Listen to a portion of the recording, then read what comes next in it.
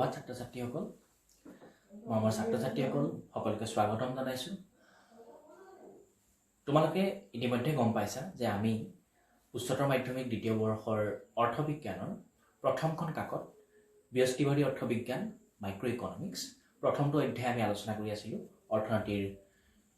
কেন্দ্ৰীয় সমস্যাসমূহৰ আলোচনা কৰোঁতে আমি এটা কথা গম পাইছিলো যে মানুহবিলাকৰ অভাৱবিলাক অপৰিসীম আৰু এই অভাৱবিলাক পৰিপূৰণ কৰিবৰ কাৰণে আমাৰ কিন্তু সম্পদ সীমিত অৰ্থাৎ সম্পদৰ দুষ্প্ৰাপ্যতাৰ কাৰণে অৰ্থনীতিত বিভিন্ন ধৰণৰ সমস্যাৰ উদ্ভৱ হয় এতিয়া এই সমস্যাবোৰ সমাধানৰ বাবে আমাৰ এটা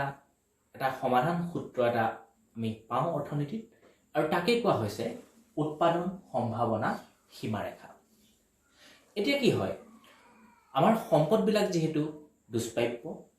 অপ্ৰচুৰ আৰু সেই সম্পদৰ অপ্ৰচুৰৰ বাবে সম্পদবিলাকৰ বিকল্প ব্যৱহাৰ থাকে অৰ্থাৎ সম্পদবিলাক আমি বিভিন্ন কামত ব্যৱহাৰ কৰিব পাৰোঁ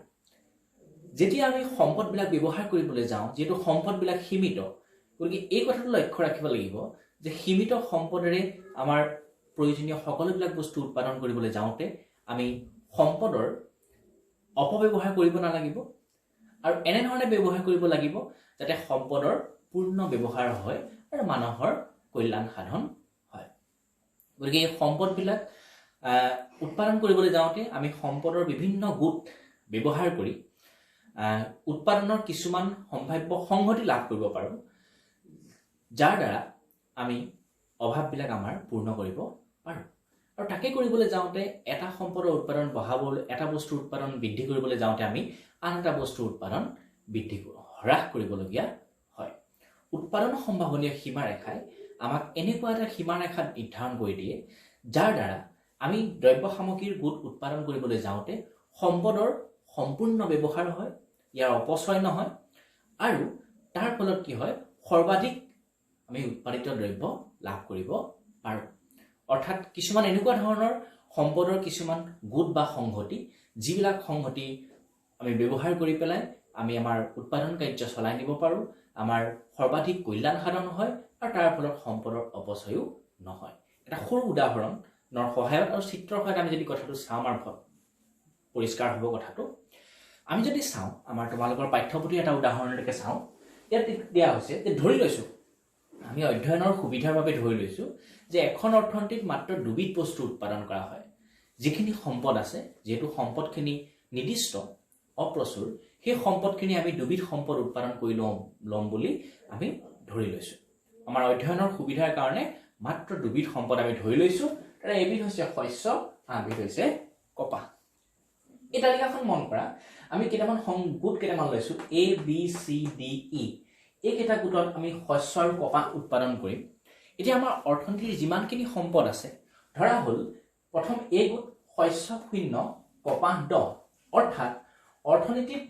এই গোটটোত কি বুজাইছে যিমানখিনি বস্তু সম্পদ আছে সেই সম্পদখিনি কেৱল যদি আমি কপাহ উৎপাদন কৰোঁ তেনেহ'লে 10টা গোট আমি কপাহ উৎপন্ন কৰিব পাৰিম এতিয়া দ্বিতীয়টো গোটলৈ চাওঁ বি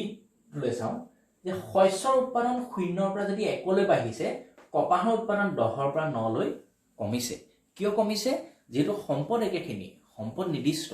গতিকে এটা উৎপাদন বঢ়াবলৈ যাওঁতে 0ৰ পৰা 1 হওঁতে ইয়াৰ কিন্তু উৎপাদনটো কমি গৈছে ঠিক সেইদৰে আমি চি লৈ চাওঁ চি বিন্দুত চি আমি সংগঠিত যদি চাওঁ তেতিয়া দেখিম যে শস্যৰ 2টা গোট হওঁতে কপাহৰ 7টা গোট ডি বিন্দুত শস্যৰ 3টা গোট উৎপন্ন কৰিবলৈ যাওঁতে কপাহৰ 4টা গোট কমিছে আৰু ই বিন্দুত শস্যৰ 4টা গোট উৎপন্ন কৰা যাওঁতে কপাহৰ উৎপাদন কিন্তু 0 হৈছে এই তালিকাখনৰ পৰা আমাৰ এটা কথা স্পষ্ট হৈছে যে আমাৰ নিৰ্দিষ্ট সম্পদৰে আমি দুটা বস্তু আমি উৎপন্ন কৰিম শস্য আৰু কপাহ সেই দুটা উৎপন্ন কৰিবলৈ যাতে সকলোবোৰ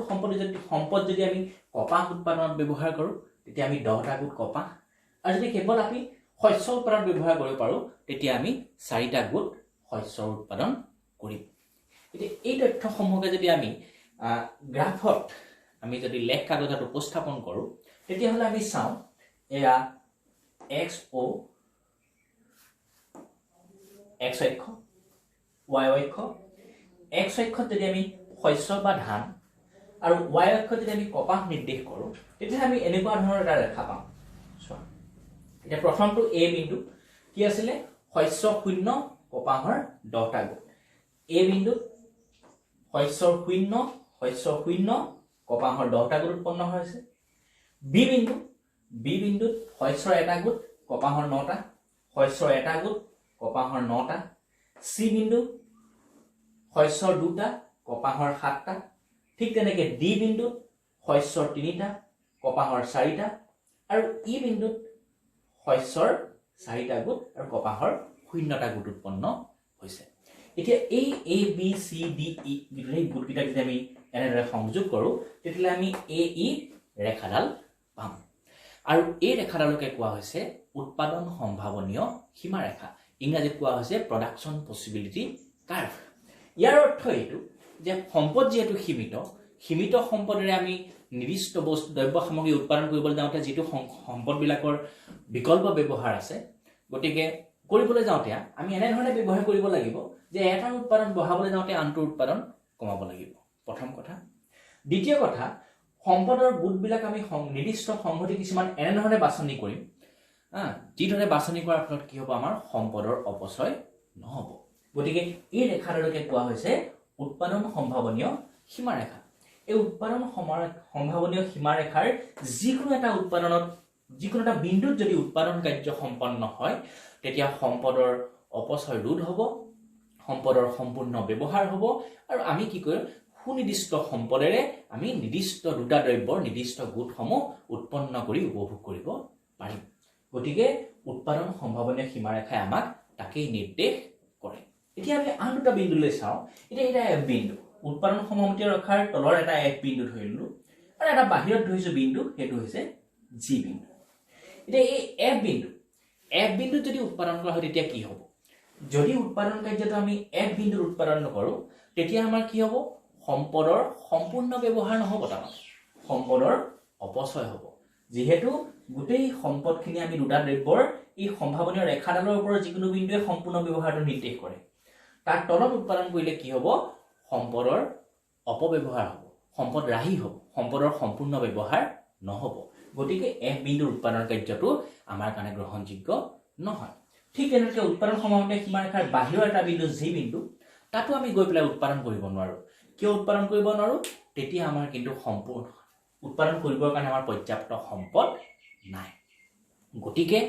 আমাৰ অৰ্থনীতিৰ যিবোৰ সমস্যা কেন্দ্ৰীয় সমস্যা যিকেইটা আছে সেই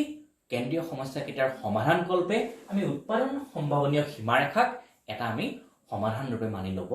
পাৰো